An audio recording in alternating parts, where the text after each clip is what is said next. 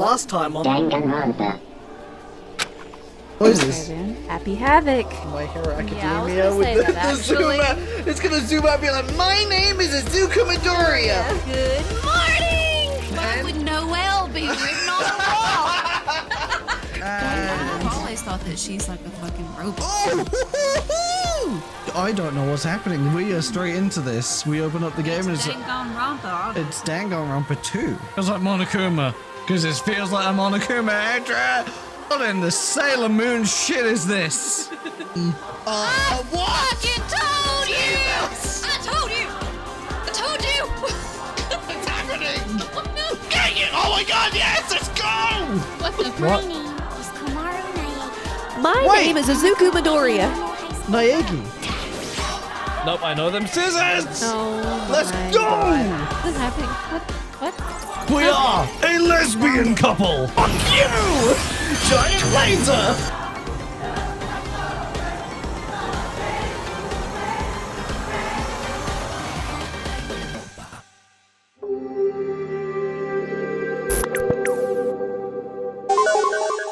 Hello. And welcome back to Newbyweds, and welcome to the Danganronpa 3 review. We have now officially played through the entire franchise, and we watched the entire anime of Danganronpa 3, and you can go watch the full live reaction to that on our Patreon for people that want to go support us there. But if you don't, we're going to just sit here and review the whole thing and all of our ideas that we've had while watching it. All of the ideas. First, let's go over the plot. So the anime opens straight after the event of Danganronpa 2, and we are seeing the repercussions of Makoto's actions in Danganronpa 2, where he's trying to rehab whatever, all of the ultimate despairs, and they're basically like, hey, you kind of messed up by doing that, and you betrayed us, so we're gonna arrest you and shit.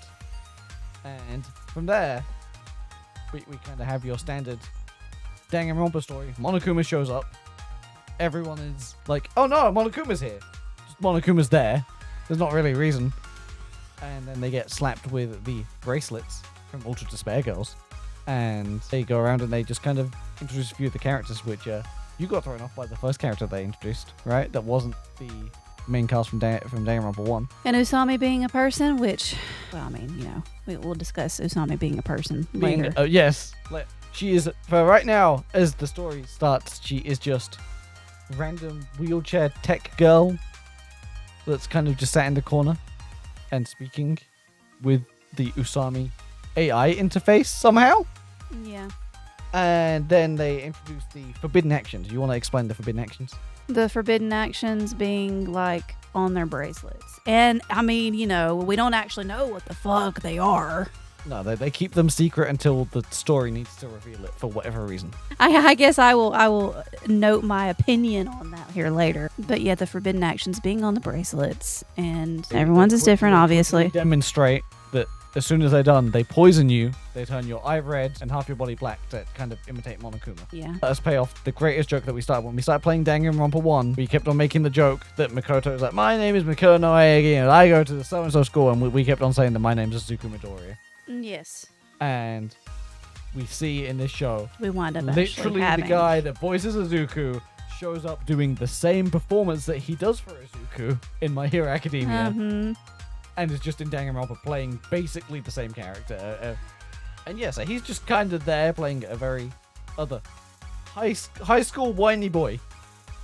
And then they kind of just end episode 1 there, like with the setup for the main plot of the after effects of Danganronpa 2. And then they throw a wrench in the works, because episode 2 is not a continuation of that story, is it? No, it's like a... What did you wind up calling it? A prequel. And that's where the Danganronpa 3 anime kind of shows its major departure from other things, is that it's splitting the story. Every odd numbered episode, so every odd episode is going to be a future arc episode. So Makoto and Kirigiri and the remaining characters from Danganronpa 1 in current timeline going through their killing game.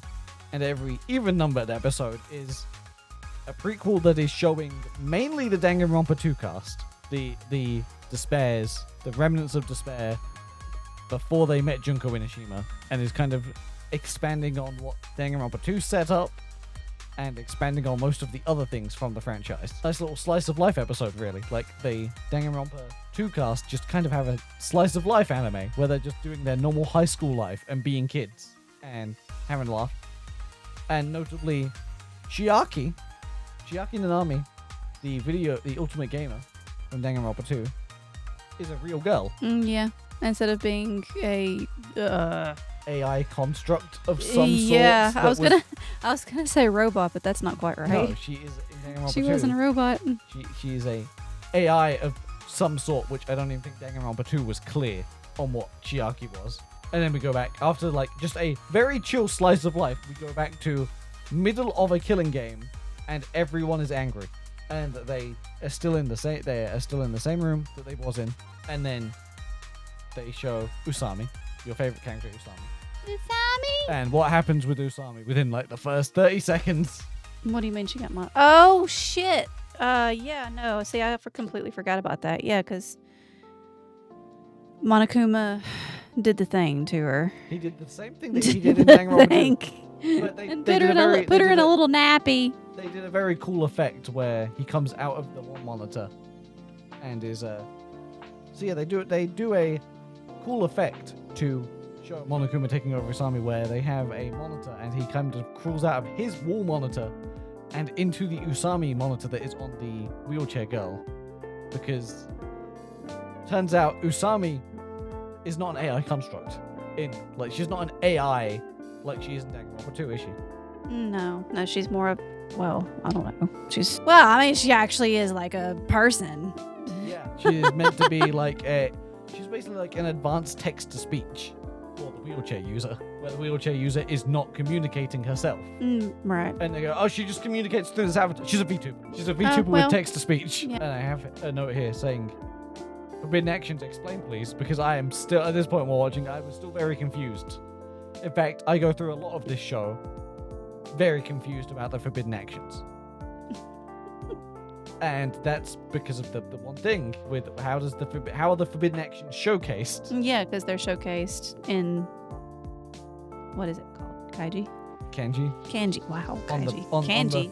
on the bracelet. Yeah, it's actually showed in kanji on the bracelets and not actually described. Like they literally will show the bracelet. They'll do a close-up of the bracelet. And then we're like, we don't know what that says, and it does not describe what it says or anything. It doesn't have like a little pop-up that's like, hey, this says this. And then they end the third episode. They end it on Hina. Oh, yeah. Hina being DEAD. Yeah, they just kind of go... DEAD. They just show Hina there, and note with this, the blood in the future arc is red. Mm-hmm. Where any blood that you do see in the prequel arc thing is bright pink, like you'd expect from this franchise. And then we go back to episode 4 is Slice of Life. Yeah. And this entire episode is pretty much just based on Chiaki trying to fit into the group, being the outcast. Oh, yeah, and her having no friends. Yeah, that's the whole point. So she does what anyone does and makes everyone play Super Smash Brothers. And I'm not even joking when they show legally distinct from, but very clearly Smash Brothers, including Donkey Kong. Yes. and Mario Kart. Yeah, and a couple of other, Bomberman and a couple of other, like, Nintendo 64 era games, basically. Because she's all about them retro games. Am I correct in thinking that it was actually the teacher that initiated that whole thing? Like, it wasn't Chiaki, was it? Yes, Chisa. Chisa, yes. Who we haven't really spoke about yet because she hasn't had much to do with the plot. The newer character that's kind of like every other character in the show, we already know. But she is like the one main character that we've been introduced to, along with a couple of others that have their own character arcs. Where she is the teacher of the Danganronpa 2 students. Yes. And that's pretty much all you need to know. And she tells Chiaki to make friends. She's the teacher, and there's actually a part that I didn't take note of her changing into her maid outfit. Of course. Because of course that makes, sense. And then, so Slice of Life, they have Teru, who's about to make a name for himself. I'm about to make a name for myself. Being Cajun. Where everyone gets horny. But it's not down to Teru because he's not the one that puts the aphrodisiac in it, you know? Yeah. It's Hiyoko. Yeah. And then, And then, what's his face saying, Satan! oh yes, there's the whole bit with Gundam Gundam, yeah. yelling that Satan is awakening, Mhm, and yeah, it just that's- does a very funny cut to Akane being held up by Nekomaru. And he's like, oh no, it's just her stomach. It's just He is just hungry. And then after that, this slice of life episode makes us completely forget about the future arc, which is one of my major gripes, kind of, is that you have cliffhanger. Slice of life, potentially also with a cliffhanger. Yeah. And then by the time you go back to the next episode, you have forgot what the cliffhanger was. I think that's partially what kind of threw me off a little bit, is the fact of it going back and forth. The way the story is told, but you need to tell it that way. Yeah. You need to tell it that way. So yeah, episode 5 opens back up where episode 3 ended, as we just said. Bit confusing with them flip-flopping between it. And they immediately go from, hey, the cliffhanger where Hina was dead, within like 10 seconds. They're like, oh no, she's not. Yep. Fake knife. You Out the front. explain the knife? Out the front knife. One of those little knives that you do a little stabby stab and the blade goes back into the hilt. So, yeah. I call them Halloween knives because that's the only time I see them. Yet I've not ever seen those here for Halloween. At this point, I am expecting more fake out deaths from this show. Wait, hold on. How did that even happen, though? Did it explain that? What? Did it explain why she had that knife in her? I don't actually I know. don't think it actually did, because of, knowing what we know towards the end. Towards the end, when we'll get to it, how Yeah. the killings work in I just thought about that. this show. Yeah, I don't know. Maybe I'm sure people are going to tell us and correct us because there's a lot of stuff that we've missed out. And then the bull guy is actually revealed to be dead instead. Oh, yeah. So they do Yeah. a fake out of Hina's dead. Oh wait, no, she's not. Actually, this other guy is dead.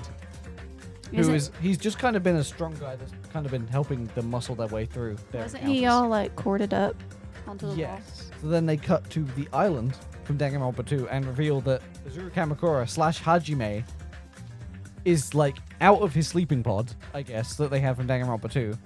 And they quickly kind of go over what Makoto did. They just go over the brief plot of Danganronpa 2. And then they just kind of show Hajime and don't explain whether or not like Danganronpa 2 has actually happened or if like the rehab has worked or anything. They don't go into details about that just yet. And so they end that there. Only to then go back to the Slice of Life episodes with Danganronpa 2's cast in the school. At this point, they've kind of introduced Hajime as just the reserve costume. He has nothing to do with the actual class yet. He's kind of on his own thing. Yeah. And then they use him to introduce... Well, we was very confused when they introduced the character. The mean girl, as you called her. And you was like, who's this mean girl? Which one? Oh, because, that was, it wound up being Fuyuhiko's sister. Mm-hmm. Was the mean girl. That was so brief that I genuinely actually almost forgot about it. It was... that was the thing. It was very brief. But they have... It feels like for this plot point, they had to put it in because it's a major point of Danganronpa 2. Yeah. Which then says that this event took place before Danganronpa 2, before Danganronpa 1. So when they're doing the prequel in this, they kind of... it's mandatory for them to show this. Yeah. It is where they go over where she has an argument. Fuyuhiko's sister has an argument with Mihiru and then ends up being killed. And this links back to like the Twilight Syndrome murder case in Danganronpa 2. And so like they kind of rush through it, don't they? Go, all right, yeah, there, guys. Remember this event happened in Danganronpa 2. We're showing it. Forget about it now, okay? Because it has no actual relevance to the plot, Yeah. other than showing like that. Yes, this is the events that you know from Danganronpa 2, which had me questioning like again, how was Chiaki here? The entire time it was showing Chiaki in the past, I'm like, how is she here? Because it's like you're just expected to accept that she's here. Mm-hmm. Like a normal person, and everyone's accepting it. I'm like, she's not real, right? We went over this, Yeah. and I don't think that is actually explained till the last episode of the series. Yeah. And then episode 7 starts with a quick Monokuma catch-up session. And then they show the ultimate pharmacist in the future timeline. And she's a bit rabid and crazy. Mm-hmm. And she's got that medical mask on. Yes. And then everyone is fighting. Like this entire episode, there's a lot of people in the future are very fight happy for some reason. And I get that that's the point of despair takes over. Mm-hmm. But also, they, kind of just a very ample to fight. For whatever reason, that's kind of throwing me off. Like, they're meant to be the Future Foundation, the people that are fighting Junko's whole thing, yet they are so easy to turn on each other. Yeah. Because of the situation. I don't know, even that feels a bit rushed to me. And then they show the Usami controller. Oh, you love this because you love my fucking reaction to this. Uh-huh. Yeah. Was they go in and then they show that Usami's been controlled by... Just Monica. Well, I was going to say... being controlled by the person in the wheelchair, only that she is also a robot that is being remotely Just controlled by Monica! Robot kids? What? Come on. Wait. Dang it. Great. Wait. You son of a bitch! Despair-inducing. From Ultra Despair Girls, which is like, one, fuck you for including her in this shit, because God, I hate that character so much. Mm-hmm. But also it's a win because I love Ultra Despair Girls. And so, like, I'm like, does that mean my babies are coming back? Like, if she's back, everyone else is coming back, right? Right? And it ends on that. Once again, ends on the cliffhanger and the reveal that Monica is a key player in this. Mm-hmm. And again, they kind of leave you to think that maybe Monica's the one masterminding this because she's kind of the only one with actual Monokuma connections and stuff. Right. And she is dressed as Junko now as well. Like, she has a little bit of a redesign. Yeah. So she has the hair clips and a couple of other She pieces. did. Yeah, she had her hair. She like looks up a in lot... pigtails. It's weird because she looks older. Like, a lot older. Yeah. But yeah, this is revealed to be really not much longer after the last couple of games. Timeline is a lot more condensed in this show than I actually originally thought, but Yeah. they show that a lot later. And then back to Slice of Life. And then they start merging the characters a little bit. Because they start showing a bit more that, just to confirm that Chisa, the teacher, died in the future arc. They go over that a few times throughout the show to go, look, she's dead, guys. Mm-hmm. This past character that you're learning about, she died in the first episode, and we didn't really care because she was just a character that died. But now you learn more about her, so just a reminder, she's dead. And then they show the ultimate pharmacist in the past, which they've been showing her a lot in the future, going a bit rabid and crazy, so they then flip-flop to show her past. And a couple of the other characters past, like Sweet Girl and her boyfriend. Again, I am not very good at knowing these names of characters. No, I don't either. Because they was not drilled into me as much as, like, No. say, a visual novel. Yeah. So again, I want to go into this, us not lying and going, oh, it's this character and this character. I don't know. I'm just saying what we was calling them the entire time that we was watching the show, because that's how we watch shows. And then they just have Nagito being a dick. Nagito taking drugs. Not taking drugs, but going and receiving drugs. And going being, and... How the fuck do I work? Nagito goes and gets drugs from the pharmacist lady and being to use. fortunate with those drugs. Yes, and then there's a couple of instances where they show how Nagito's luck kind of works, where it's bad luck, but actually it's good luck. Yes. Like he swaps bags with the pharmacist. Mm-hmm. They start showing a lot more background characters, and they do the same thing they do in Ultra Despair Girls, where everyone is blue. Oh yeah, yeah, yeah. Don't forget about the dog and the making the Yes. with the Yes, and there is a dog that's missing, but not missing. yes. And then the dog is gigantic, and the next time Because we see it takes that what was the medicine? I can't remember. no, to make you grow, I guess. Yeah. I don't know. Yeah. So either way, there's a kaiju dog. They skip over the kaiju dog, and the next time we see the kaiju dog, it's on Gundam's shoulder. Yeah. There's a lot of things that just happen in this anime, especially when you're trying to keep up with it and making Yes. notes. And then you look back up the screen and go, okay, well, that just happened. Yes. Very much. And then we go back from just a kind of, again, slice of life, but also setting up a bit more of the character dynamics for the future cast, somehow, using the past episodes, to the actual future arc. And so how I have Rip Doggle on here, and I don't know why. Did the dog? And they have and then they're doing in the future. They're doing flashbacks to the drug girl meeting the sweet girl for the first time. Like they're doing flashbacks in the future, which is then flashing back to before the prequel side of the show. Because the timeline is very hoppy, I will say that. The timeline hops around a lot. I think there was another dog that was like, oh, was that the part? Oh, it was in the flashback. That was the sweet girl and the boy. So yes, they link the They whole had the connection dog. with the dog to the sweet girl. Because she brought a and dog she saved to dog the pharmacy. Yes. And Yes. She saved the dog's life, but she couldn't save both of the dogs' lives. Yes. Again, There a we lot go. of- Okay. A lot of dual things happening in this anime. Yeah. Like that's the whole thing. There's a lot of dual imagery, but that's standard for this franchise. And yeah, they just mainly are building up the ultimate pharmacist and the ultimate sweet maker are friends and have been for a long time, but they still conflict a lot because it goes between showing in the slice of life episode them meeting, like their average high school interactions, to the start of this episode being a flashback to before then to current time, them trying to kill each other. Yeah. Or mainly the drug girl trying to kill the sweet girl. And then, let's see, they go back and they do a time skip. They do a little bit of a time skip. Like, Hajime gets put into the Azura Kamakura project, goes missing. Shark is like, why is he missing? And then they're like, oh, by the way, 6 months have gone past now, by the way. They do a time skip in the prequel thing. Yeah. Again, timeline is a bit confusing to follow, especially if you haven't followed the franchise as closely as us. Mm-hmm. And even we were still getting confused, so I don't know how the average person keeps up unless they're a super fan. But then we get to see like the ultimate imposter and how he is like copying the ultimate animator kind of thing. Like he's mimicking him, and actually the ultimate imposter is not meant to be the classmates of everyone in Danganronpa 2. And so he's just he's using his ultimate imposter skill to pretend to be someone else throughout the entirety of high school. Yeah. And then they also show, for the first time, Junko and Mukuro.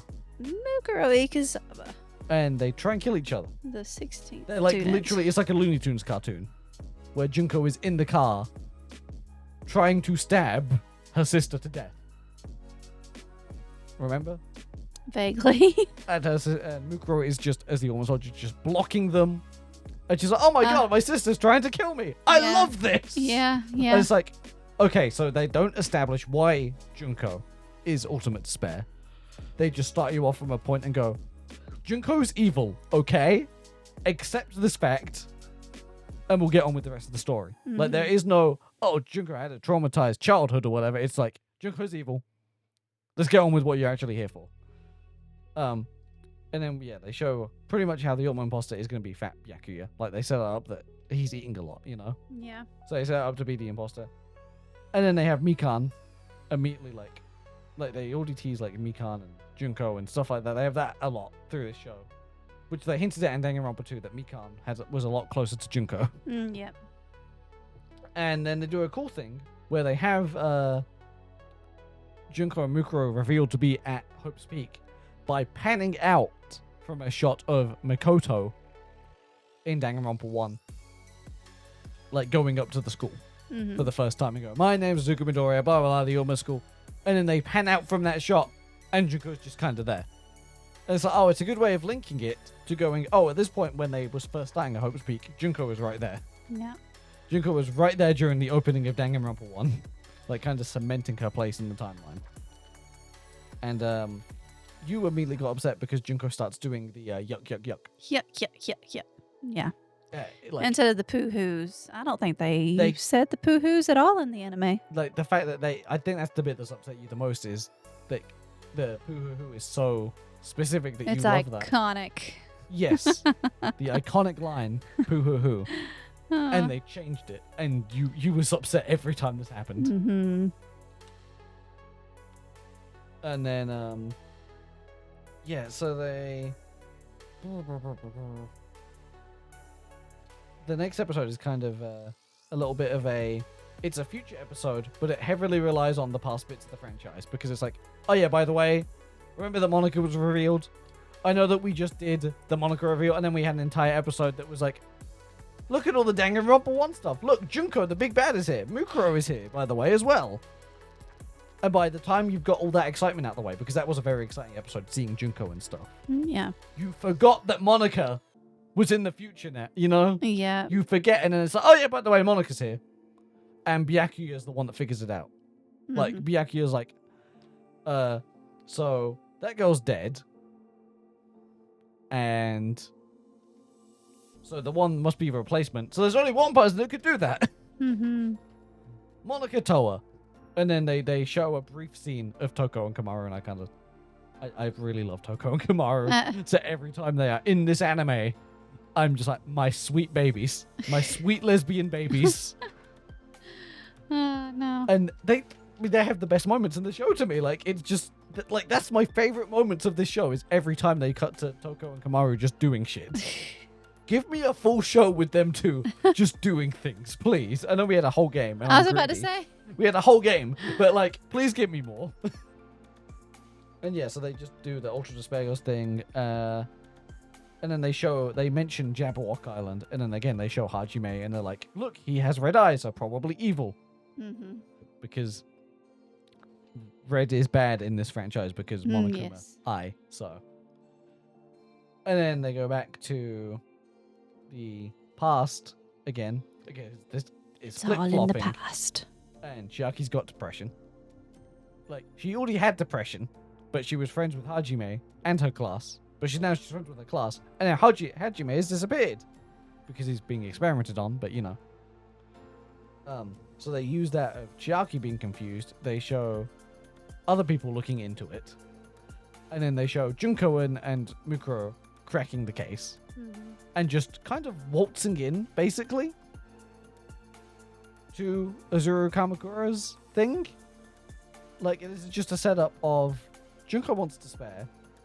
She doesn't know how to do master spare, but she is still killing people. Like, they show her casually, like, killing people secretly, you know? Yeah. Like, she is doing, and it's very much styled in the execution from the game style. Like, she is just the makings of the grand scheme. Junko Inoshima is there. Like, she is still doing these elaborate, I want to find ways to kill people and make them feel despair and torturing them because I'm a psychopath.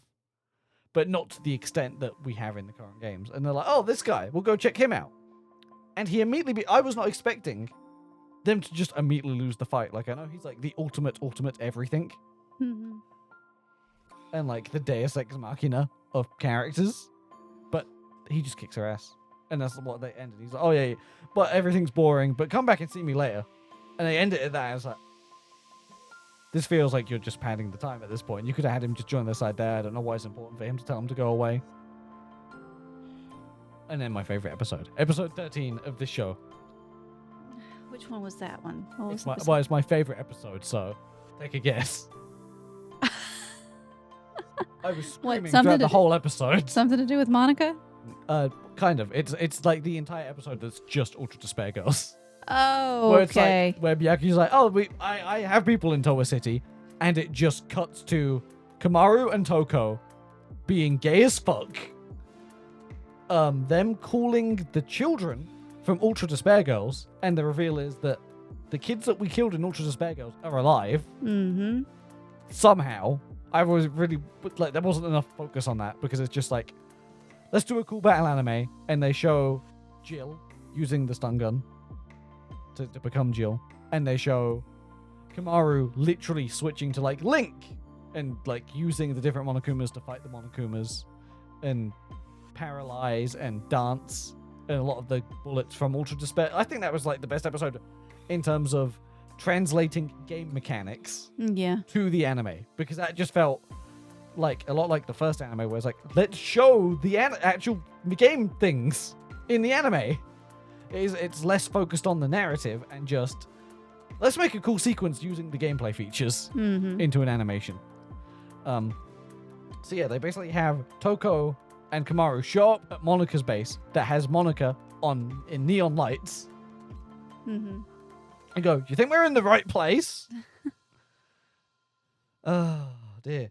And then they just go, oh, yeah, okay, let's do this. And then the entire episode is filled with the, yeah, yeah theme from Ultra Despair Girls going, Yeah. The fact that they put that music in, I was like, oh, you just really want to go back. Like, it has nothing to do with anything else in the rest of the show. It's very much a one-off episode that you can go back to, right? Yeah. And it's just like, this is just Ultra Despair Girls. They just wanted to make more Ultra Despair Girls, and I am totally here for it. And then Monica just kind of gives up, and they have a fight. They kind of reintroduced the Gundams from Ultra Despair Girls. Like, if you haven't played Ultra Despair Girls, you're not getting any satisfaction from this episode. If you really liked Ultra Despair Girls, like me, this is your favorite episode. This is my favorite. I love this episode. There's nothing wrong with it, apart from Monica being there. And then they do a Toko's fantasy. Like, they do weird things that was only in Ultra Despair Girls, where they cut to Toko having her fantasy. Yes. But funny enough, in this one, they mentioned Bianca and her having their 19th child. Yes. But then with the fantasy, it also cuts, and like, there's a chibi Kamaru just in the fantasy. Just there watching. Just kind of there. Just like, oh, hi, guys. It's fine. Just watching. Just like, Watching them trying to have their 19th yeah, child. well, I'll just be over here chilling, guys. It's like, oh, Kamaru's in Toko's fantasy now. You cannot tell me this is a straight woman. That Kamaru is also there in the fantasy land. And then the van turns into a spaceship. Yep, turns Monica to a spaceship. is like goes operating up out of the back of a into van. space. Turns into a spaceship. And then they just I think even Bianca mentions, oh, well, guess we can't do anything. Monica's just gonna chill it, like, potential main villain threat. Although she says it's not to do with her. She would literally just want to be an outside observer kind of deal. So that plot thread goes nowhere. Like, Monica is just a red herring that's resolved in a couple of episodes. Yeah. And then she's just chilling in space. Chilling there in space, just watching everything. And then from- Kamaru and Toko save themselves with some cool yeah. animation Which, shit. hell, they tried to go with her. Oh, yeah. But then they save themselves, and they're like, okay, right, we'll leave it up to everyone else. We're going to go back and do some lesbian shit or whatever. But then I'm like, okay, that's a fun episode. Can we just have more of this? Please? And then episode 14 kind of kickstarts the whole Junko master plan. Like, 14 episodes in, or 7 into the past Yeah. arc, we get her interactions with the Ultimate Animator. And we get, you want to do the iconic TikTok sound? No, I'm gonna leave that one for you. I'm just going to cut it in. I'm just going to edit it in if I can. Anime is an important part of our culture. Aw, look at him tremble. He's gonna burst a blood vessel because I dissed his wife. You like it when these diamonds look You got like in a wristbands. shot. I'm a little closer, sassy boy, and in space. A little Henny, that's the cause and defect. So that TikTok sound, he dissed his waifu, and then the music kicks in. I didn't realize, but once again, this has happened many times, where we're watching or playing Danganronpa, and then we have realized that this audio is somehow a TikTok audio that we have heard for years, and we're like, oh, that's where it comes from. It's a Danganronpa thing. To be fair, there was a lot. Oh, There's there's a lot of Danganronpa. Yeah, there's a lot of Danganronpa. Viral TikToks. But I think the I dissed his waifu thing Mm. is like the most iconic Danganronpa viral audio out there. And then they show a couple of the Junko personalities. Like, they show her switching between them, where she gets the mushrooms on her head and some other bits. Yeah. They show Junko is like, from the get-go, Junko is crazy. There is no slow build-up to this is why the way she is. She is just immediately 100% Junko from the get-go. Yeah. And then she's like, oh, you have anime? Actually, maybe it's not that bad, because apparently anime has mind control powers now, Yeah. and thus becomes like my first major issue with this entire show. Of so much of Danganronpa now comes down to anime brainwashing. That becomes the major linchpin of every major event in this franchise. And I don't know how to feel about it. It's one of those things where I'm like, I genuinely don't know. How do you feel about it? Yeah, I'm a little. I don't. I just could imagine like our elders watching just that one episode and being like, "See, I told you. That anime's evil. I told you all anime was is brainwashing." I told you it's gonna control your brain. You're looking at those 2D titties and thinking that you get some of that you don't. Now you're into damn fanboys all because of that damn anime. And but then they go from that to Azuru is kind of just out now. Like, Kamakura is just hanging with Junko. Yeah. They do the first killing game, which I assume is the tragedy. The most awful event or whatever. Yeah, no, it did. It said something about Yeah. that being the tragedy, didn't And it? it's just... Basically, the tragedy was actually the first killing game. It was like the prototype killing game. Yeah. Junko locks them all into a room and goes, if you want to leave, you all have to kill each other. Yep. And you can see that it's a prototype to the killing game. Like, you can see how that will eventually evolve into the killing game and the trials and everything else. But she just rolls a bunch of weapons into a bunch of students and goes, kill each other. And they're like, no. And she's like, watch this video. Oh my god. And that just leads to the loop that she uses videos to make people kill each other, to record them killing each other, to then make that video, to put more subliminal messaging in the recording of that video. More despair. More condensed visual despair Yeah. that then makes everyone else mind control crazy. And again, it's just weird. It's genuinely kind of weird the way that it's just like everything's mind control now. Yeah. Everything is mind control. That's the whole point. And that's the secret. The secret is that, but while they're doing the first killing game, it is in the classroom from Danganronpa 1 where it was meant to take place. And so they show a lot of the other bits from the end of Danganronpa 1, like location-wise. Which is kind of nice to see. You know? Yeah. But it feels a lot more Saw. Like, from this episode is a bit more gory. It's a bit more Final Destination Saw. Like, this is not a mystery thing anymore. It is a gore fest. Yes. It is very much a gore fest, even with the pink blood and stuff. And then they show the reserve course starting to riot, and they kind of link that to what we've read of the first novel, where like, yeah, the reserve course is panicking, which we saw in Danganronpa 2 as well. Mm-hmm. And then we go back to the future, and then we have Sword Guy, who's been going around being a dick the entire show. But he doesn't really become relevant till later on. Like, he's the guy that told Makoto to kill himself at the start of the show. Yeah. And he just kind of hangs around, being a nuisance and being a bit of a dick, until he actually gets to fight the robot girl. Because now that Monika's gone, she's just offline. But also an AI. Mm-hmm. But not the Usami AI. Just a random activating protocols. I will fight you now. Yep. Droid, almost. That keeps on becoming more and more robot as the fight goes on. And then he just chops her head off. Like, he chops her head off before he realizes that she's not human. You know what I mean? Like, he either had an inkling that she wasn't human, Yeah. or he's like, I'll just chop this bitch's head off. Yeah, I mean, wouldn't surprise me either. I know. And then, so we then cut to Kyoko and Ko in a room. And they might have a secret entrance exit thing. Yep. Then the sweet girl tricks them. And there's a whole bunch of traps in the room for some reason. Mm-hmm. And I'm just wondering the whole time of what's actually in these sweets. Like, is it cocaine? Because they're apparently super addicting, and that's shown throughout the whole time. Like, But these sweets that yeah, she's making. that's when Kizukura died. Yes, he does the sacrificial. He does because remember, Kizukura is the one that's supposed to be quote unquote protecting He's Kyoko. becoming like the adoptive father of Kyoko. Because after he friends with was- Kyoko's dad. Yes, and Kyoko, of course, her dad was the principal, and they Mhm. were like friends with each other or whatever. And they do a whole flashback sequence. They do. For that. Like, They do a whole lot of that flashback. episode is flashbacks. Yes. And they keep cutting to the picture of Kyoko as a child being lifted up. Yeah. So yeah, so Kyoko's doing detective stuff. And then the floor explodes. From Yeah. The sweet girl. She has explosives under there. Somehow. That's revealed later that she set it up. They set Yeah. it up. And her boyfriend is dead at this point as well. Just randomly. Again, a lot of this stuff just seems to happen at random. To the point where I Yeah. can't even Hard to keep up. that I cannot keep up with it, yeah. But the anime is very disjointed. Yeah. I love this anime, super disjointed. So yeah, so he has to his it's because of his forbidden task or whatever, forbidden action, is opening his hand. And so by exploding the floor, it forces him to open his hand. Oh gosh, yeah. Which is how he I saves actually Kyoko. almost forgot about Yeah, that's that the part. whole point of why he saves Kyoko is that he does the action, throws her up, Yes. and then falls to his death, Yeah.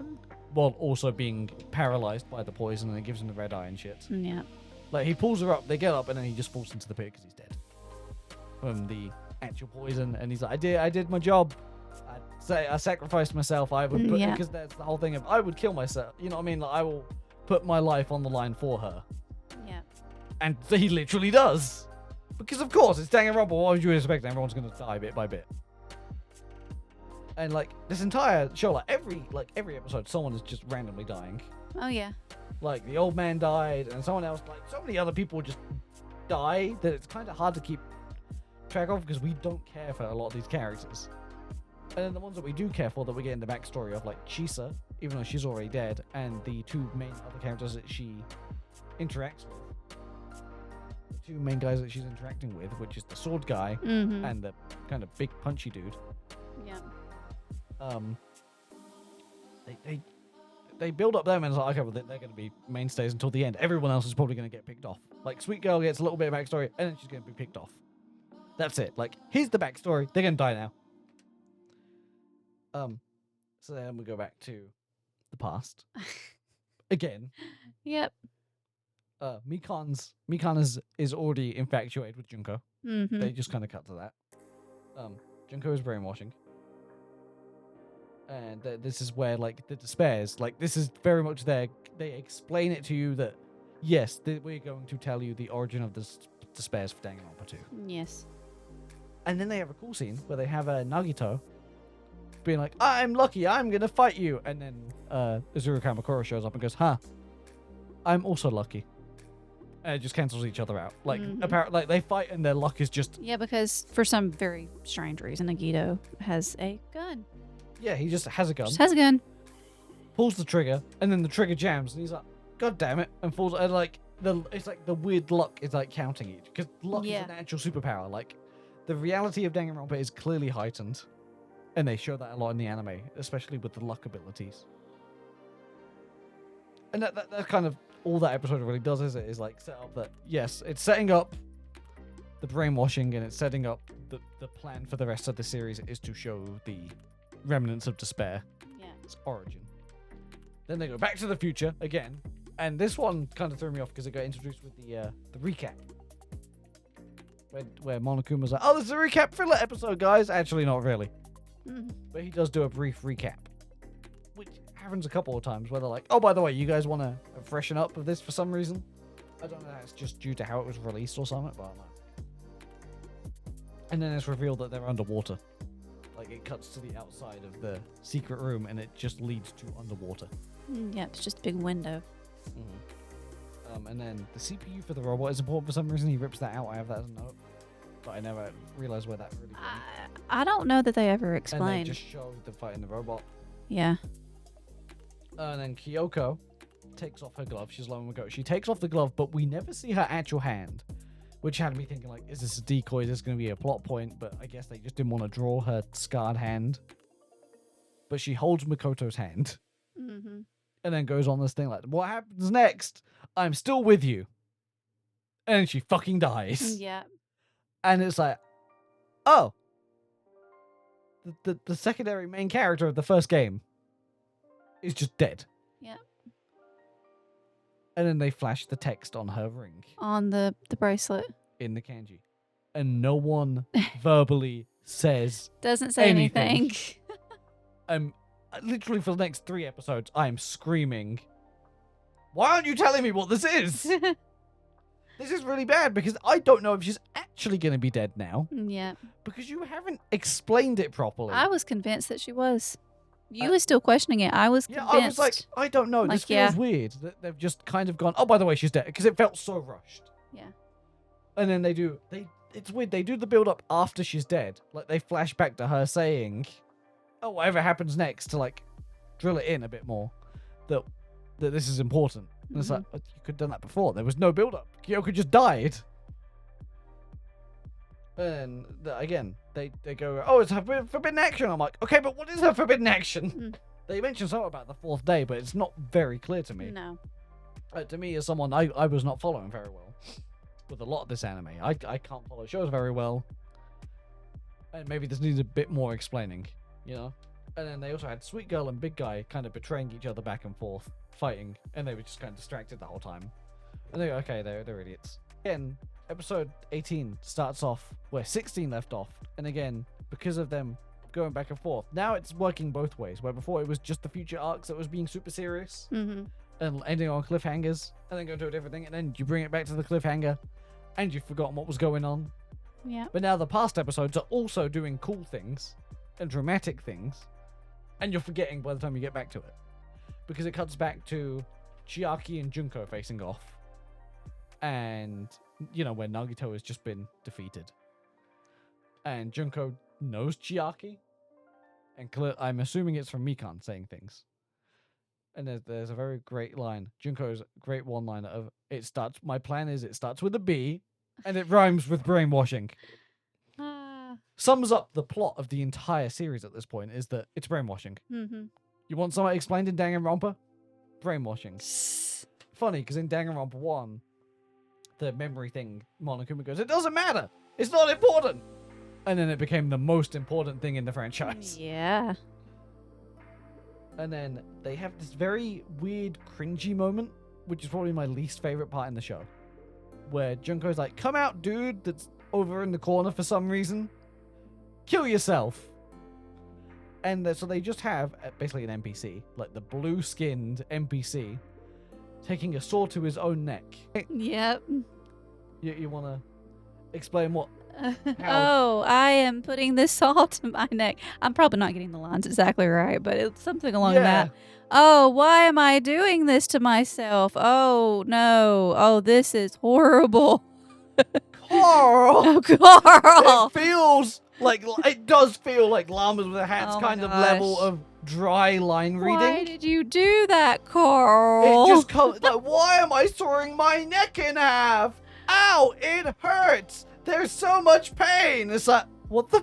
We just watch it like, this is cringy. Yeah. This is a cringy performance. Yeah. This is meant to be the dramatic reveal that Junko is just controlling people now, and it doesn't have the impact because for like 2 minutes straight, the guy is just casually sawing at his neck, mildly complaining. Yeah. Oh no! Ow! The pain! How irritated I am at this. And then going from cringy thing that makes me not care, they have Chisa being brainwashed. Yeah.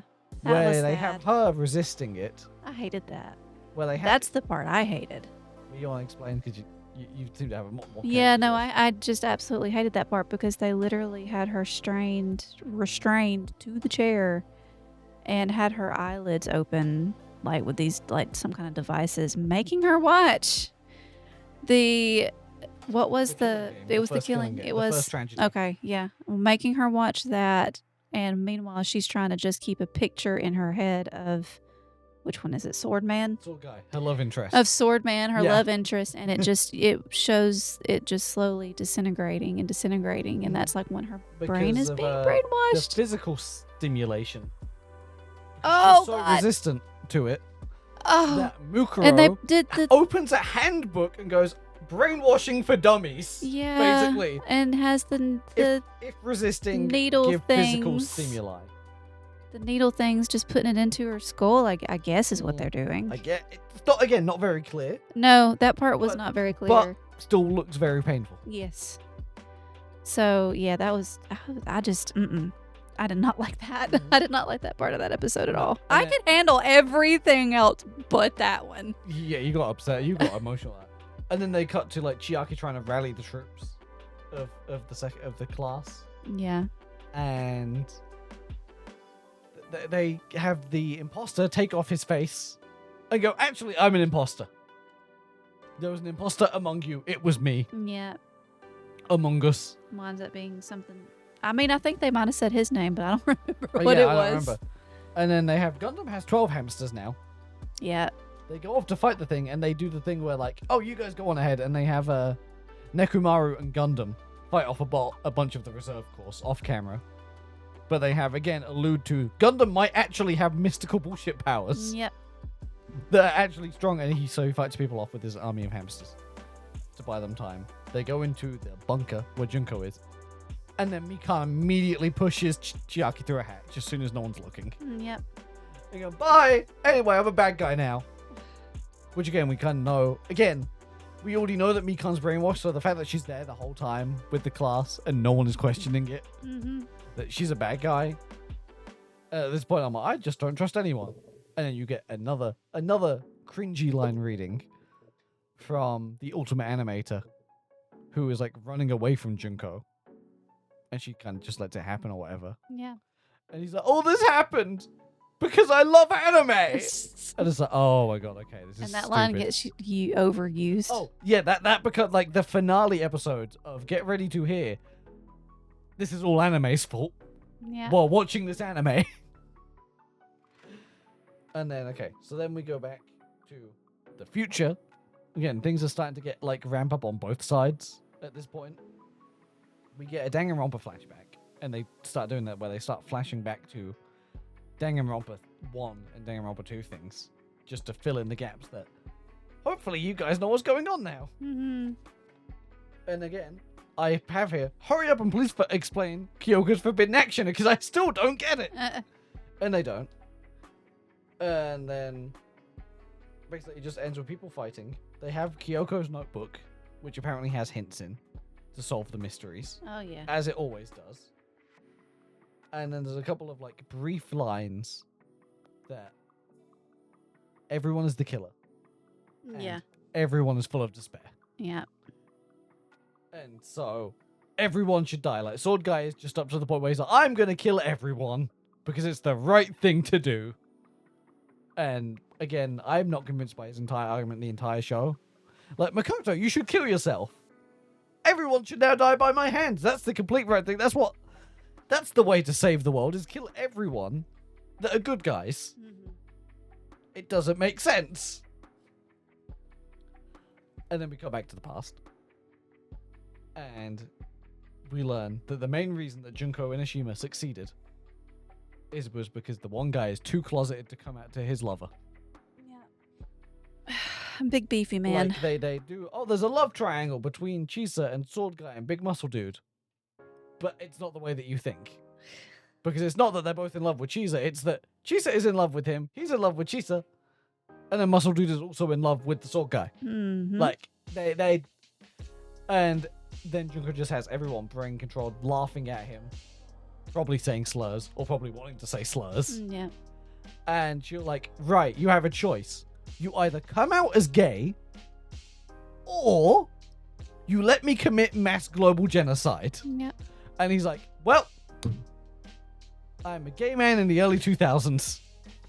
Guess I'll just let you commit genocide. And that's like the bit that kind of broke my immersion. Yeah. Because I'm like, there's no way. There's no way.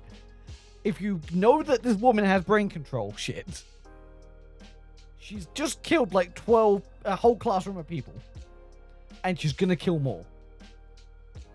But your own ego and your own, oh no, the person that I am attracted to might find out that I'm attracted to them. Mm-hmm. And gay. Again, it feels very, very homophobic. And I don't know if that's due to the writing, or if it's due to the era that it was written in, or it's just to make Junko look worse. You know? Yeah. To make her go, look, Junko's potentially homophobic, so she's a bad person. As if the killing wasn't bad enough, you know? Probably the time it was written. Yeah, again, it's one of the things like early 2000s media, you know? Yeah. And then they have a whole bunch of stuff where they have the first appearance of the red trial door. And then there's a trial elevator. Mm-hmm. And then Chisa, who is brainwashed, shoves Chiaki into Chiaki. This is a lot of Chiaki getting shoved into tight spaces that she doesn't want to be in Yeah. by people that are mind controlled by Junko. She does that, gets put in there, and they do a side-by-side thing where the class is all being led into the trial room. And you think Chiaki's been put into the trial room, but the elevators for her actually goes to a different location. Yeah. And then they link the two and go, look, Chiaki's about to be tortured, guys. Don't you want to see this? And thus becomes the worst bit of this anime. Yeah. Not what's as bad as in like the most emotionally wrecking part of this anime Mm-hmm. is watching the class just stand there helpless. They do a little bit of like the After Effects style animation on the reveal that Chiaki's about to be tortured, which was cool. Like, oh look, this is a execution. Yeah. This is Is Chiaki one of the only characters in this franchise to get executed twice? Because she got executed in Danganronpa 2. Yeah. And now she's getting executed again. And, well, no. Mm. Because of the AI. That's what I'm saying. No, the not Chiaki, but the other one. Alter Ego, yes. Yeah, So that that's one. another case of characters getting tortured. Again, AI versions of characters getting tortured. Yes. As well as the human counterpart. So they have Chiaki go through a video game inspired dungeon crawl. And she gets impaled like through her foot. That was some Tomb Raider they, shit. Yeah, they show a hole in her foot and she's having to duck actual saw blades. She's all bloody and it's all pretty gory considering. And they just show Chiaki determined, limping through it. Very literally limping. Broken and beaten. As her class just watches start getting all the swirly eyes. And then the last thing that they do is she opens a door, thinking she's about to be free, and gets impaled by 1,000 fucking spears. The same way that Mukuro does in the first game, actually. Yeah. I don't know if that's a callback to that purposely, but yeah, same way that Mukuro died in Danganronpa 1, they kill Chiaki with. And she just kind of dies there. Well, she doesn't quite die. Yeah, she does. I mean, she lingers there for a few minutes. Yeah, but either way, she's dead. But she does linger because of what's his name coming into the room. I was going to get to that once. Okay. Yeah, it cuts to the class and then breaking. Yeah. And it cuts from that to, oh wait, Chiaki's still alive, but not actually. She's like basically on her deathbed. And Azuru Kamakura is there and takes her pin. Yes. Takes her hairpin and she's like, Hajime, don't you remember me? And clearly it's to ground, like in Danganronpa 2, that Chiaki's like this weird linchpin thing in his memory. So Hajime and Kamakura can exist simultaneously because of Hajime's memories or whatever. So him remembering Chiaki gets him being like, oh, maybe this is whatever. This is still kind of off to me. I'm not fully on the side of Junko, whatever. Yeah. And then it just kind of goes, oh, by the way, yeah, this is the start of Danganronpa 2's cast becoming evil. And they're just kind of evil now. Like, Nagito's there going, oh, hope, despair, whatever. Going a bit crazy in between because he's always been a bit unhinged. But now he's just full on crazy. And then they end Chiaki's death with, weirdly, they end after her execution with the slot machine graphic. Yeah. So they bring that in for the first time. Again, I love it when they're bringing in parts of the game. Like parts of the imagery of the game. Oh, yeah. I think it's super fun. And then from there, we're back to the future, baby. And then they show the Danganronpa doors opening. And then they have the reveal that Kyoko has worked out that every single death in this franchise, in this anime, Kyoko has worked out that every single death in this anime has been a self-doing. There is no murderer. And yeah, you want to explain? Yeah, so essentially basically they're just like at nighttime whenever they, which again, another thing that it did not explain on how everybody just went to sleep. It's almost as if they were forced to go to sleep. Yeah, I don't know. So strange. But nevertheless, while everybody's asleep, one of them gets woken up. One of them gets woken up by the bracelet that starts pinging. And that wakes them up. And there's always a monitor near that one person. And the monitor starts playing really terrible things. And Monokuma Theater. Monokuma, yeah. Like it's shown that the start of the brainwashing is the Monokuma Theater videos. like it is that, yeah, it's the Monokuma Theater, but then somehow I guess brainwashing bullshit. With Makoto, with Makoto, it was very personalized.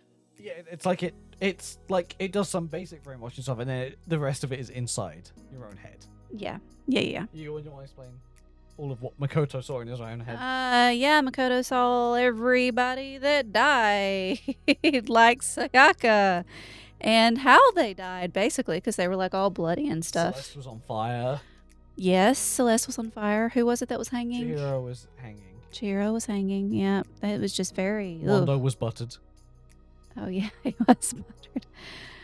Oh, Oh, that's not something to laugh about. It was No. actually awful and But terrible. the main two people that are speaking to Makoto to convince him, like arguing with him that hey, you should kill yourself now. It's Is Sayaka Sayaka and Kyoko, like and Kyoko. the two feminine characters that bookend his story. Yeah.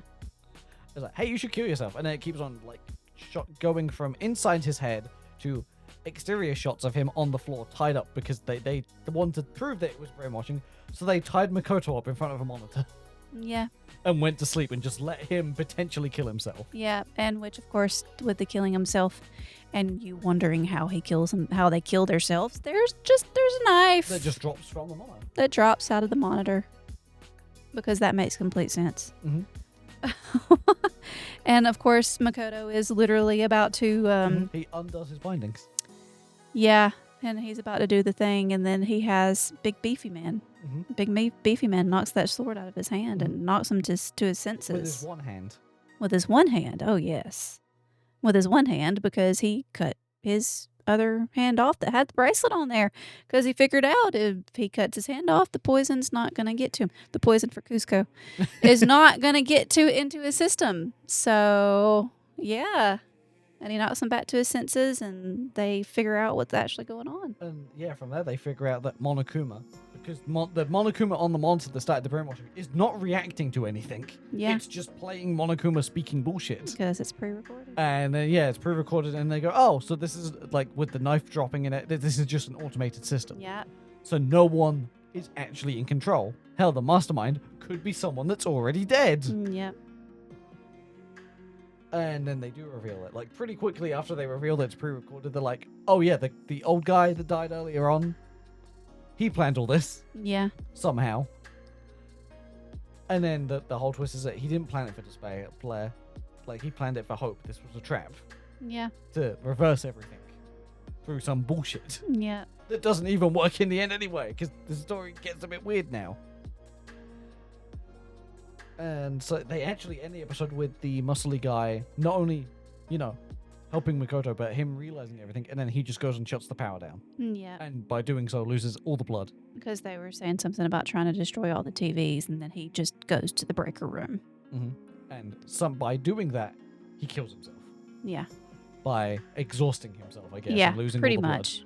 So he just, I will save everyone now to make a pet, repent for me being a closeted gay man. Yeah.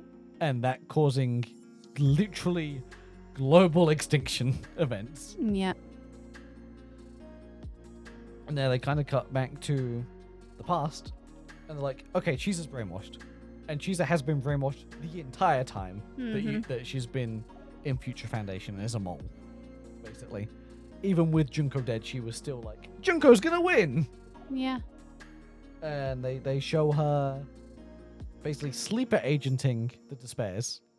Like, she has a little notebook and she reads it, and then it cuts, and then they're all got swirly eyes. And they're like, yeah, we're gonna help everyone and save the world. Mm-hmm. And then, cut to them murdering, doing all the things that they said that they did in Danganronpa 2, where they're like, yeah, they just went and did the worst things imaginable to the planet. Yeah. And then, like, they show Nagito is like, I love hope so much, because they're saying, like, opposite things. Like, Mikan's like, I'm gonna heal the world. And then she goes and kills everyone. Mm-hmm. And he's like, hope will win, which means despair will win, which means hope will win. Like, there's a weird inversion thing going on with Nagito that I'm not fully sure on. That's, like, because of him specifically being hope, and the way that despair inverts that hope, that then despair inverts the despair from the hope into hope despair. You know? Yeah. That makes about as much sense as it does in the show. From what I was grasping, is that there's just a weird infinite feedback loop that just makes Nagito super unhinged. And then that leads us to, like, this timeline of events of this prequel stuff to Danganronpa 1, to Danganronpa 2, to the future events of this show is like a few weeks. Mm-hmm. Like, I was expecting the prequel stuff to be a few years. Like, this to just be, here's a few, like, they did a couple of time skips, but, like, I was expecting this to be a year-long thing, not this prequel stuff happened, then Danganronpa 1 happened, then immediately after Danganronpa 2 happens, and now here, in the main events, they're happening. Yep. It's just back-to-back-to-back events. It's not as drawn out as we first thought. And yeah, they then show the events of Danganronpa 1, like the kids are volunteering to be locked in thing. Yeah. They show that. And they show my favorite bit, where Junko tries to kill Makoto immediately. Like, my brain was going, why didn't she actually try and kill them early on? Any of them. She does. She tries to kill Makoto. And he slips. And he's so lucky. And it falls over, and she's like, wow, that luck. And like, at this point, I realize Junko's greatest mistake. Because she's shown so flawless throughout Yeah. this entire anime. Up until the events of Danganronpa 1. Where, as the most competent villain in this franchise, as the only villain in this franchise, but super competent character, locks herself in, unknowingly, I guess, with the ultimate detective and literally a guy that she cannot kill. Yeah. Because his luck is so bullshit that she literally tried to murder him. And it just didn't work. It did not work. And she's like, what the fuck? This is bullshit. And thus we know that luck is the worst thing in this universe. Like, Junko's plan fail. Purely based on she tries to pick a fight. Like, all her plans fall apart. Because she tried to pick a fight with a guy whose ability is you can't kill him. Because every time you try to kill him, some weird Rue Goldberg machine happens that prevents him from getting hit by whatever you're doing. It's ridiculous, right? It is. And they just go, oh, look, here's the event of Danganronpa 1. They're locking themselves in. Cut to Junko holding the first Monokuma bear.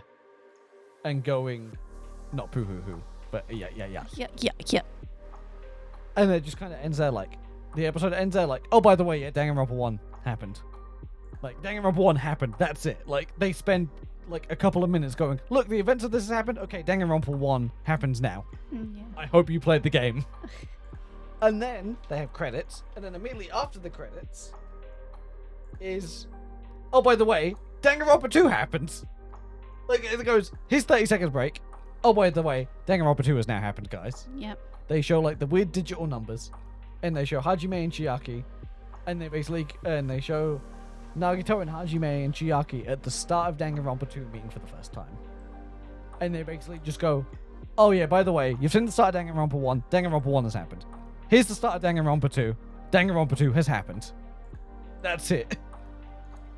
And then like, okay, right, now we're just moving into the final phase of like, you've seen the prequel, hopefully you've played Danganronpa 1 and 2, and hopefully you played Ultra Despair Gods, because they basically just glossed over 3 full games in a few minutes and gone, these events have happened. We're not going to provide you with any context. So hopefully you're a fan of this franchise coming into this. Otherwise you have no clue. And then they reveal the main linchpin is the guy that made the anime, that is still around. And he has a major plan, but makes him a villain somehow. Mm-hmm. You want to explain? I'm trying to remember what that part is. Brainwashing. It's always brainwashing. Oh, it was the brainwashing, but it was like he thought it was somehow going to work out positively. Yeah, instead of it being despair-based, it was hope-based. Yes, it was being hope-based. Was that whenever everybody was still like dropping out of the building and everything? No. That was before, wasn't that it? That was just the Junko mass killing people. That was the where okay. they show people just jumping out of the building after killing each other. Yeah. Like, the weird massacre scenes that just keep happening throughout the show that I've forgotten because there's so many massacre scenes Yeah. in this show at this point. Like, I've become numb to this series just going, oh, by the way, a whole bunch of people killed each other and they killed themselves. What? Like, the speed run through that. Yeah. And so the main thing is like, oh, by the way, this guy can do the brainwashing, but he's going to do good brainwashing now, guys. And the first thing that he does with this quote-unquote good brainwashing is make people kill other people. Yeah, because that makes sense. It doesn't make sense. Like, it starts to fall apart. You know what I mean? Yeah. This franchise is so good in so many ways, but there is certain times where it falls apart. This is one of them. He comes in and is like, I'm going to brainwash everyone to be good people. So anyway, be good people, and if people don't want to be good people, kill them. It does not make a lick of sense, no matter how many times I go through it. But apparently, Tenyon, the old guy, didn't expect the Ultimate Animator to actually be there. He just wanted the events to happen to spur him to do this. To come out and be like, I'm the one that caused all this with my brainwashing tech. That apparently the Ultimate Animator, just one of the perks of animation, is brainwashing. Yeah. Still doesn't make a lot of sense to me, fully. And then the worst bit, the only emotional gut punch from the world is ending again, but with hope this time, is it cuts to Toko and Kamaru being brainwashed. And let me tell you, you leave those sweet children alone. They are my babies. They're my sweet, sweet gay babies, and you will leave them alone. So that's like the only emotional gut punch I got from that, you know? Yeah. Because during the middle of this, they're like, oh, by the way, Hina's been hit by bullets and shit. And Toko Ukamaru are here. And Byakuya and Hiro are breaking in. And all these guys with guns are running in. And then some of them are getting brainwashed and some of them aren't. And everyone's fighting. And I'm not paying attention to anything that's happening at this point. Apart from, oh, by the way, we have one episode left. And then they do an after credits thing. And it's Shisa, who is now long dead from the start of this series. And her bits of the past have also all kind of wrapped up. Like her entire character building whatever is done. Yeah. And she's just in a movie theater with Junko. Yep. And this is never explained. Right? Nope. It just kind of cuts to them in a movie theater watching the anime as if it's a documentary and going, oh, well, this is happening, right? And I'm like, is this meant to be the afterlife? Is the afterlife a movie theater? But it's weird that they're the only two characters here and they're just talking about these real events that are happening in front of them through the movie screen as if, oh, yeah, we're in real time watching this. And then she's like, oh, I think Hope will win. And Junko's like, well, you shut the fuck up. You was on my side this whole time. She's like, well, yeah, I was brainwashed, whatever. Like, they just start beefing or whatever. They're just, but also just kind of hanging out. Yeah. Eating, like, Junko's literally eating popcorn. Yep. Just chilling. And it's never explained. Because then the next episode is a very cinematic opening and going, oh, this is the finale. This is the Hope arc. So here's a quick wrap up of the events, right? Because there's not much substance here. No. You know what I mean? Yeah. It's very much a anime guy is now the villain, kind of. Hiro and Byakuya are there. Hina's there. Kyoko's dead. And then Nagito shows up with a fucking robot hand. Yeah. And it's like, that makes sense. well, he had a Junko hand there. At one point in time. Yeah, but what was it? During Ultra Despair Goals, he had it. And then he, I guess, got captured and got put into the simulation. While he was in the simulation, they gave him a different hand. I don't know. It's not explained. Like, so much of this, it's just, oh, by the way, he has a robot hand now, guys. And then they show everyone else showing up, don't they? Yeah. And so they show the Danganronpa 2 cast, including Hajime, showing up. Hajime has a weird split eye thing going on. Because I guess the end of Danganronpa 2 made him have a split eye color. Yeah. So one side is Hajime, the other one is Azuru Kamakura, but he looks like Hajime. He hasn't got the long hair or anything. Yeah. And he's not like evilly, oh, I'm bored, whatever. He's just like, oh, I'm here. Anyway, my dude has hamsters. He's gonna fuck your shit up. And Kazuichi has an army of Minimarus, somehow. Yeah. Even though that was made inside the game world, but apparently there's an army of Minimarus. And so they just show the Danganronpa 2 cast coming in and beating everyone up. And they have the random Foundation members that have weird superpowers. Like, there's just randomly designed mooks, basically, in this final episode that are just there. Yeah. That are just there. Like, it's like they designed characters that are not just the average Future Foundation members. That have some kind of superpower thing to them. Just so the Danganronpa 2 cast had someone to fight. Yeah. And I'm like, okay, this is kind of cool. But literally most of this episode is just the Danganronpa 2 cast are doing cool things, guys. They're doing a cool animated fight scene. The Danganronpa 2 cast do most of the work here. Like, the Danganronpa 1 cast that have carried the weight of this franchise do nothing here. The Danganronpa 2 cast surround the anime and go, hey, have you thought about not doing that? Because that might suck. And he's like, well, I'm going to repent for my sins. And they're like, Or you could come have a hug. And then he turns off the transmission with 5 seconds left. Yeah. That would have brainwashed the entire world into being nice to each other. Or they would kill each other. Or something. I don't know. They have a hug. And they all go home. And Makoto is just stood at the doorway like, I'm just going to let this shit play out, man. And then they have a nice interaction between Nagito and Makoto. Both ultimate luck. Both voice acted by the same guy. And they have a nice couple of fun hands. It's like, let me shake your hand. And then they're like, his hands are so soft. And then Makoto's like, why is his hand so sticky? Like they have a weird little audio thing of the same actor playing two characters interacting. They had a lot of fun with it. And of course, they show Komaru and Toko being fine. That's the best bit. My babies are okay.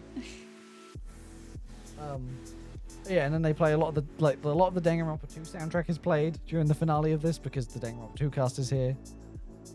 They show what do they show? They show the ships. Like everything is fine now, basically. Yeah. They just immediately go, everything's fine now. They show the Danganronpa 2 cast on a boat. Hajime can see Chiaki now. She's like a fucking digital force ghost or whatever. Yeah. And then they finally explain what Chiaki is. You want to explain what Chiaki is? A figment of their imagination. Basically, Chiaki was a real person. She did die. But during the event of Danganronpa 2, when all of the alive members of that class got put into a computer, they needed a helper, but they didn't actually need to make a helper because their brains linked and just made another Chiaki. Yep. Out of the memories of Chiaki. So Chiaki is real, but also not. Like, she is a dead, but then there's an AI duplicate of her based entirely off the memories of other people of her. And she's also holding a Usami plushie, like the same way that Junko holds a Monokuma plushie. Mm-hmm. A weird mirroring thing that, like, almost Chiaki is the anti-Junko or something. Yeah. Because she also has the animal mascot. And then they're just like, oh, Chiaki's there. And then they're like, hey, Hajime, you coming? And he turns around and then she just fades. Yeah. Like she just, I'll always be here in your memories. But actually the real me died years ago, but whatever.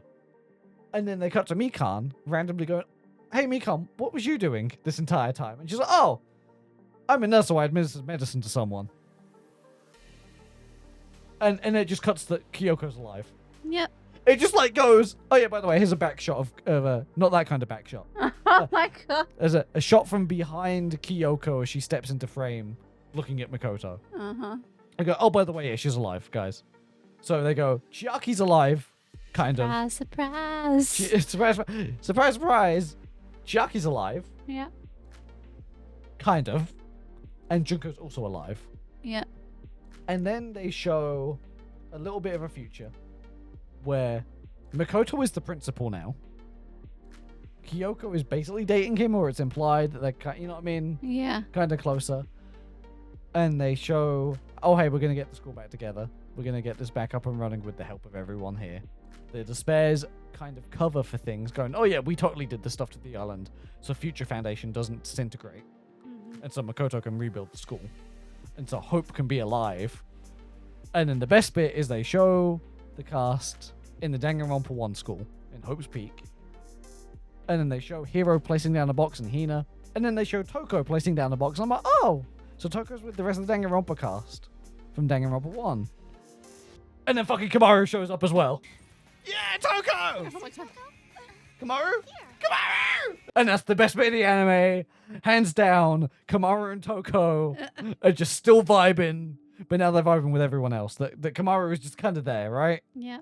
That's the best bit, is that they really did finally in this go, oh, by the way, the cast of all 3 games have interacted now. Like, everyone's chill. Everyone's working. This is definitely the same universe. Everyone's together. Toko is helping move things, and Komaru is just being the supportive girlfriend that she is. That's the bit. I love it how it's like, this is the happy ending for Makoto, and I'm like, I don't give a shit about Makoto and Kyoko. Let me know if Komaru and Toko are doing good. So that's like the main thing of the plot. I think we've gone over a lot of the issues that we had with the plot as we went through this. Yeah, I think we did too. the animation was good. We've talked about how messy some of the story is. Yeah, it is. It is messy. I'm not going to sugar. It is messy.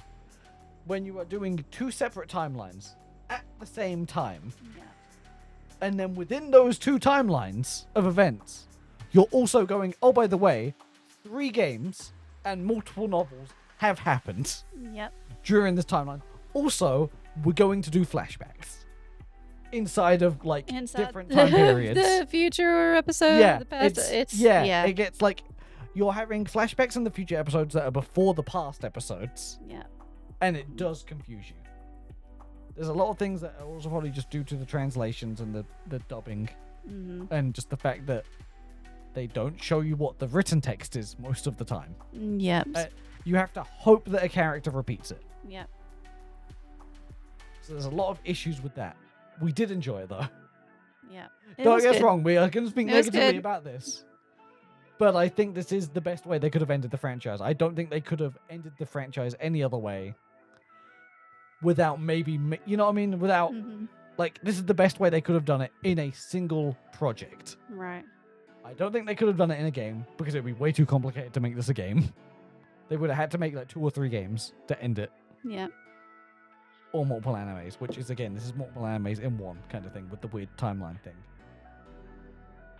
But, I don't know, it gave a good end to most of the characters. You know what I mean? Yeah. A lot of the new characters, I just didn't care about. No, Because I I'm didn't like- either. Because you know from the start of when they go, oh, it's a new killing game, the only ones that are actually probably at danger are the new characters. And they're just chilling. And then they're eventually going to be killing. And then they're gone. So I don't care. So I don't get too attached to them. No. Not too much, not compared to the other cast. I couldn't. Like, Hina's supposed death and Kyoko's supposed death hit. Yeah. Because we've been attached to them for so long. That's the issue with doing this as an anime. You get so much more time out of a visual novel. Just like any other book, you get so much more time and connection with characters. And so, like, if you act like... But again, I don't think the emotional impact of the characters dying was the point of this. The whole point of this show was just the narrative. And a lot of the narrative gets ruined, for me, in a lot of ways, when you just go, everything is brainwashing. Everything is brainwashing in this show now. And so it's Pretty like, much. everything explained, brainwashing. And also some people have supernatural powers, but they're not really supernatural. But as a way to end off the franchise, I think this is the best way you could have wished for. Yeah. I agree. Any other closing statements? No, not really that I can think of. I don't think so. No? Okay. I think we pretty much covered it by just going over the plot and going over our thoughts. Yeah. Because that's pretty much what we think of it. Like, there's not really much else we can say other than I don't know where the rest of this franchise is going to go now. We have a whole other game to play. Yeah. Actually, we have 2 games to play. One of them's another spin-off. Okay. But we have 1 visual novel to play. And hopefully the episode of that is either already out or be out like tomorrow when you guys are seeing this video. So, until then, we'll see you around. And if you want to go support the Patreon or become a member here, that's fine by us. But the Patreon does have the reaction of us watching the whole anime for you guys to enjoy. And if you want more reviews and reaction stuff, please let us know. Please comment. And please correct us in the comments where we've made mistakes in this review. Where we've forgot things or got things wrong or other bits that you like about the anime and stuff that you hate us for hating on in this review. And tell us why Toko and Kamaru are literally the best thing in this franchise. That's not a thing that you can change with opinion. They're the best thing in this damn franchise by far at this point. Best couple. I love it how I had to end this review on just, I really love Toko and Kamaru. They're the best. Bye, guys. Bye-bye. Bye.